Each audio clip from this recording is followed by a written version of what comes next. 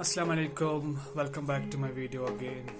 So today we are going to talk about an interesting topic, but although it's a very concern, तो topic ये है कि anti microbial resistance a serious concern and even a pandemic approaching us, so we need to be cautious and knowing all the facts about it. Before I really start talking about the antimicrobial resistance, I must share one of a beautiful quote video.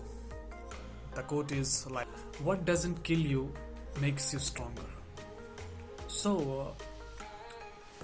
my question is that is world really going to face a pandemic of, antimicrobial resistance in the future? It's a serious concern. तो पहली बात जो है, हम anti microbials को आसान लफ्ज़ों में समझने की कोशिश करेंगे. एंटी माइक्रोबियल्स होते क्या है? देखिए, एंटी माइक्रोबियल्स वो दवाइयाँ होती है, वो मेडिसिन्स होती है जो हम against the bacteria, viruses, fungi, parasites, इनके अगेंस्ट जो हम यूज़ दवाइयाँ करते हैं उनको एंटी माइक्रोबियल्स कहते हैं. तो इन एंटी माइक्रोबियल्स का जो है अपना एक स्पेसिफिक मैकेनिज्म ऑफ एक्शन होता है, स्पेसिफिक साइट ऑफ एक्शन होती है, एंड ऑल्सो एक स्पेसिफिक स्ट्रक्चर होता है, स्पेसिफिक काम होते हैं इनको. तो ये स्पेसिफिकली अगेंस्ट द पैथोजन लगते हैं. तो हम जो है ना आजकल क्या कर रहे हैं कि rational use of anti microbials कर रहे हैं, जिसकी वजह से हम फ्यूचर में एक कोरोना और कोविड लाइक पेंडेमिक होने के खतरे में मंडरा रहे हैं. तो इस सब को जानने के लिए आज हम बात करेंगे कि actually why this is a concern that antimicrobials are getting resistance, why and what actually makes it happen. The new research on the antimicrobial resistance, it's a report published in the Lancet. According to this report that in 2019 1.27 million people died because of the antimicrobial resistance. So it's not a joke, it's really a concern. We need to understand this fact. हमें इस चीज़ को समझना चाहिए कि 2019 में जो है 1.27 million लोगों की मौत हो चुकी है बाय डायरेक्टली और indirectly due to antimicrobial resistance. ये एक रिपोर्ट आई है लैंसेट में. ऐसा क्यों है कि ये एंटीमाइक्रोबियल रेजिस्टेंस जो है ये हमारे लिए कुछ इंटरेस्टिंग है टू नो. देखिए, एंटीमाइक्रोबियल्स जो है ये एक ऐसी किस्म की दवाइयाँ है जो आजकल की लाइफ में बहुत ही इम्पोर्टेंट बन चुकी है. इनका रोल जो है ना, it's very important in our day to day life. असल में क्या होता है ना कि हम जो भी एंटी माइक्रोबियल्स यूज़ करते हैं against the viruses, bacteria, fungi और पैरासाइट्स, तो इनका एक स्पेसिफिक रोल होता है कि डिजीज स्प्रेड को कंट्रोल करने में, एंड बहुत सारे सीवियर इलनेसेस में हम यूज़ करते हैं. इनका रोल होता है, बहुत ही जो अहम रोल है इनका. But with time these microbes have starting changing their structure. इन्होंने जो है ना इन viruses, bacteria, fungi, all that they have started to change their shape and structure of their body with time. So हमारे जो drugs है इनका जो काम करना है with time that has reduced it. दवाइयों का इन microbes पे काम करना कम हो रहा है with time. तो ये कंसर्न बन चुका है बिकॉज इसके जो हमारी लाइफ पे, जो हमारी सेहत पे जो खतरे हैं वो बहुत ही खतरनाक साबित हो सकते हैं. इसका एक मेन काज जो है वो है rational use of the antimicrobials. Mostly it has been seen that rational use of antibiotics. देखिए, आम लोग क्या करते हैं आजकल के खुद डॉक्टर बने फिर रहे हैं. कोई भी इन्फेक्शन है, कोई भी ऐसी कोई कंडीशन है तो खुद एंटीबायोटिक लेते हैं, फार्मेसी पे जाते हैं, या कभी कभी घर में पड़ी रहती है. किसी और एक पेशेंट को डॉक्टर ने किसी इन्फेक्शन के लिए एंटीबायोटिक दी होती है, तो आजकल लोग उन्हीं एंटीबायोटिक्स को यूज़ करते हैं कि like may be this is an antibiotic और इससे क्या होगा, ठीक हो जाएंगे एंड ऑल दैट. बट देखिए, इसके ऑलरेडी साइड इफ़ेक्ट्स तो है ही, ऑन ग्राउंड साइड इफ़ेक्ट्स तो है ही. इसके अलावा ये आपको एक लॉन्ग टर्म साइड इफ़ेक्ट ये देता है कि आप एंटी माइक्रोबियल रेजिस्टेंट बन जाते हो, जिसकी वजह से आपकी जो लाइफ एक्सपेक्टेंसी जो है ना वो डिक्रीज़ होती है। आपको ये पता तो नहीं चलता है, बट ये एक्चुअली डिक्रीज़ होती जा रही है। इसकी वजह ये है कि आपको कभी भी लाइफ में जब आपने रैशनल यूज़ ऑफ एंटीबायोटिक्स और एंटी माइक्रोबियल्स किया होता है, तो इन द फ्यूचर आप रेजिस्टेंट हो जाते हो इन एंटी माइक्रोबियल्स को, तो आपकी जो है ना दवाइयों का काम आप पर असर जो है ना वो बहुत कम होता है इन द फ्यूचर। तो आपको बहुत ज़्यादा लाइफ थ्रेटनिंग इन्फेक्शन होने के खतरे होते हैं, तो जिसकी वजह से मॉर्टेलिटी यानी डेथ होने के चांसेस बढ़ जाते हैं। यही देखा गया है लैंसेट रिपोर्ट में कि 2019 में जो कोविड इन्फेक्शन हुआ था, उसमें जो मोस्ट ऑफ द पीपल जिनकी डेथ हो गई, जो सर्वाइव नहीं कर पाए, उनका जो एक मेन फैक्टर ये था कि उन्होंने rational use of antibiotics use किया था थ्रू आउट द लाइफ, तो जिसकी वजह से उनकी मॉर्टेलिटी एंड मॉर्बिडिटी रेट जो है ना वो बढ़ गई, एंड दे कुडंट सर्वाइव।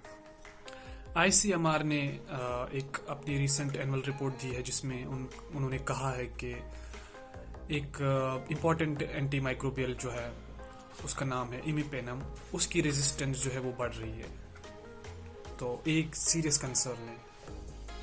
इसकी जो रेजिस्टेंस है वो 2016 में 14% थी, जो कि 2021 में ऑलमोस्ट 36% पहुंच गई है। That means it's really concern. इसका इम्पैक्ट जो है वो ये है कि अब बहुत सारे पेशेंट्स में जो है ना इमिपेनम का कोई काम नहीं है, कोई असर नहीं है। इन पेशेंट्स को अगर कोई सीवियर लाइफ थ्रेटनिंग इन्फेक्शन होता है तो मोस्टली हम ये कार्बापेनेम्स जो है ना ये हम इन लाइफ थ्रेटनिंग इन्फेक्शंस में और सीवियर इन्फेक्शंस में यूज़ करते हैं। तो इस रेजिस्टेंस की वजह से देखा गया है कि इन पेशेंट्स में अब ये मोस्ट पेशेंट्स में जिनमें रेजिस्टेंस हो गई है उनमें ये इमिपेनम काम नहीं कर रही है, तो ये एक बहुत बड़ा कंसर्न है। देखिए कुछ इमरजेंसी कंडीशंस होती है जिसमें कार्बापेनेम्स का बहुत ही ज़्यादा इम्पॉर्टेंट रोल होता है। जैसे हमारी ICU कंडीशंस में हम इंटेंसिव केयर में जो हम मोस्टली एंटीबायोटिक यूज़ करते हैं वो कार्बापेनेम्स ही होते हैं, लाइक फॉर द निमोनिया और द सेप्टिसीमिया और any kind of life threatening infection जो है उनके लिए हम यही कार्बापेनम यूज़ करते हैं, जो एक इंसान को इमरजेंसी में जान बचा सकते हैं इस इंसान की। बट अगर ये इंसान ऑलरेडी एंटी माइक्रोबियल्स रेजिस्टेंट है तो और इसको कोई लाइफ थ्रेटनिंग इन्फेक्शन हो गया, निमोनिया हो गया, सेप्टिसीमिया हो गया, तो इस इंसान को हम ICU में अगर हम कार्बापेनम्स दे देगी भी तो उसको रेजिस्टेंस की वजह से ये काम नहीं करेंगे, तो इसकी वजह से उसकी जो डेथ परसेंटेज यानी डेथ की होने के चांसेस जो है ना वो बढ़ जाते हैं। तो ये एक बहुत ही बड़ा कंसर्न है हमारे लिए। इसी तरह और एक ड्रग है नॉरफ्लॉक्सिसिन, जो हम यूजुअली डायरिया के लिए यूज़ करते हैं बच्चों में मोस्टली। तो इस ड्रग का भी जो है ना इसका भी जो ससेप्टिबिलिटी टेस्ट किया गया था उसके जो रिपोर्ट्स है वो पुअर आए हैं, तो it's also a concern actually. देखिए ICMR का एक रिपोर्ट ये भी कहता है कि 2019 में जब कोविड-19 इन्फेक्शन हुआ था तो उसमें जो है ना ऑलमोस्ट 70% ऑफ प्रिस्क्रिप्शंस जो डॉक्टर्स ने दी गई थी, डॉक्टर्स की तरफ से जो प्रिस्क्रिप्शन थी उसमें ब्रॉड स्पेक्ट्रम एंटीबायोटिक यूज़ किया गया था, जिसकी वजह से जो है ना वो अब एक कंसर्न बन रहा है। डॉक्टर्स ने विद इंटेंशनल और unintentional use of broad spectrum antibiotics, क्योंकि उसमें ये एक डिफेंस दिया गया है कि ज़्यादा नॉलेज नहीं थी इस वायरस के बारे में, तो हमें तब जो भी सही लगा वो किया गया है कि ताकि मॉर्टेलिटी ऑन ग्राउंड कम की जाए ऑलमोस्ट। तो बट वो भी एक कंसर्न बन चुका है क्योंकि रैशनल यूज़ ऑफ एंटीबायोटिक्स हो चुका है प्रिस्क्रिप्शंस पे और इवन सेल्फ मेडिकेशंस में भी, तो ये एक कंसर्न बन चुका है एंटी माइक्रोबियल रेजिस्टेंस के लिए। WHO ने भी वार्न किया है about this that this antimicrobial resistance can become a global health issue problem।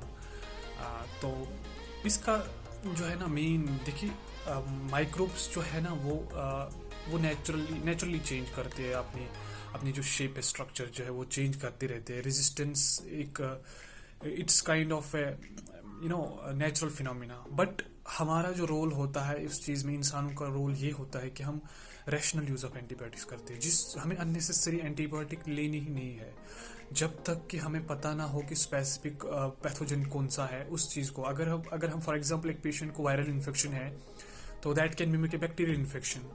तो इसकी सिम्टम्स कभी बैक्टीरियल इन्फेक्शन से मिल सकती है। ये एक डॉक्टर ही डायग्नोज कर सकता है कि whether the patient has the viral infection और the bacterial infection, and accordingly we can treat that condition and protect the patient from the unnecessary use of the antimicrobials. But क्या करते हैं ना कि अगर आप सेल्फ मेडिकेशन करते हो, रैशनल यूज ऑफ एंटीमाइक्रोबियल्स करते हो, तो ये आपको एक लॉन्ग टर्म इम्पैक्ट देता है जो आपके लिए बहुत ही नेगेटिव होता है।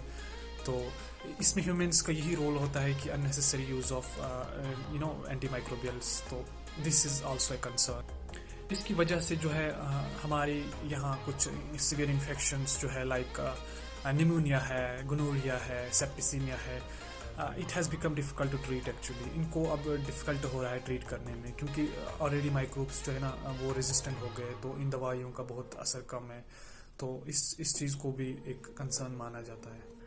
इस वीडियो में हमारा जो कहने का एक ही मोटिव है वो ये है कि अननेसेसरी एंटीबायोटिक्स या कोई भी मेडिकेशन यूज़ ना करें, मोस्टली द एंटीमाइक्रोबियल्स तो यूज़ ना करें जब तक कि आपको एक ऐसी कंडीशन ना हो जिसमें डॉक्टर को देनी पड़े, और वो भी सिर्फ डॉक्टर से ले एंटीबायोटिक्स। क्योंकि प्रेजेंट कंडीशन में आपको लगेगा कि वी आर ओके, हमने कोई भी एज़थ्रो खा ली, खुद ही सोर थ्रोट है तो mostly commonly what we do is we take azithro और एमॉक्सी और Doxy.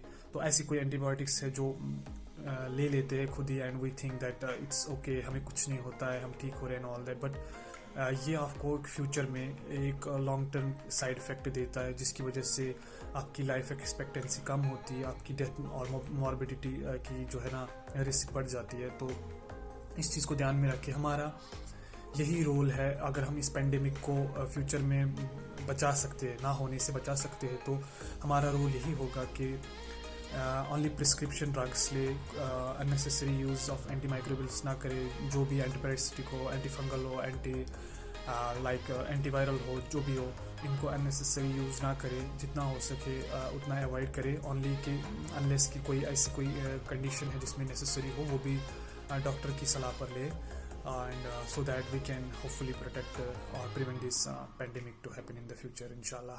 So I will come with the more interesting and latest topics in the next videos, inshallah. And until that, take care and Allah Hafiz.